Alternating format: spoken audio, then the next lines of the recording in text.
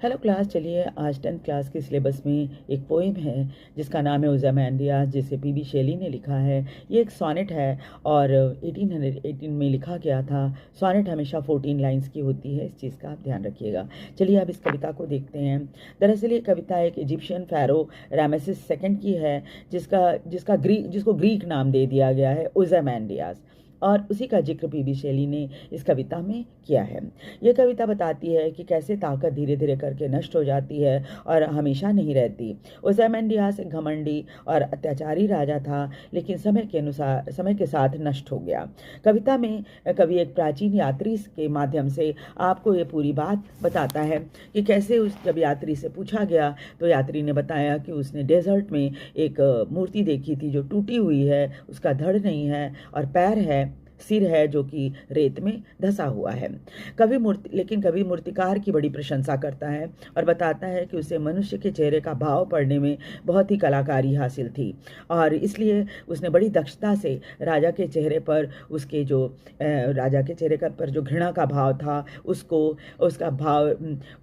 जो चेहरा था, उसकी झुर्रियाँ जो थी, उन सबको उसने बहुत अच्छे से मूर्ति में पत्थर पर उकेरा था। पर अब तो राजा रहा नहीं, तो उस कलाकार की कला लेकिन आज भी जीवित है। जिस प्लेटफॉर्म पर उसकी मूर्ति थी उस पर ओज़ामेंडियास ने लिखवाया था कि मैं ओज़ामेंडियास राजाओं का राजा हूँ। जब बहादुर राजा भी मुझे देखेंगे तो वो मेरे सामने फीके लगेंगे।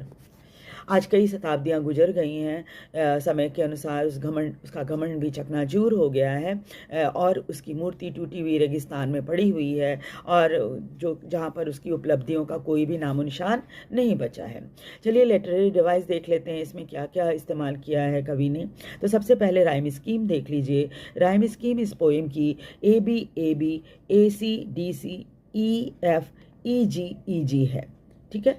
और इसमें जो लिटरेरी डिवाइस इस्तेमाल हुई है, एलिटरेशन, जिसमें क्या होता है, दो सेम लेटर से स्टार्ट होने वाले वर्ड्स अगल बगल में बिल्कुल होते हैं, जैसे cold command CC, survive stamped SS। इस तरह के लेटर्स आप कविता में ढूंढ लीजिए और आपको पता चल जाए, एग्जाम्पल आपको काफ़ी सारे मिल जाएंगे। उसके बाद हाइपरबोल। हाइपरबोल क्या होता है कि जब किसी बात को हम बहुत बढ़ा चढ़ा कर बोलते हैं, जैसे किंग्स ऑफ किंग, ऐसा तो कुछ होता नहीं है। किंग ऑफ किंग्स तो यानी कि राजाओं का राजा, तो इसमें कवि बहुत बढ़ा चढ़ा कर उसकी प्रशंसा कर रहा है, वो राजाओं का राजा उसको बता रहा है। इस तरह से कविता में कवि जो है ये बताता है कि किस तरह से घमंडी का सिर नीचा होता है। वीडियो कैसा लगा? वीडियो को लाइक और सब्सक्राइब जरूर कर दीजिए। Thank you very much.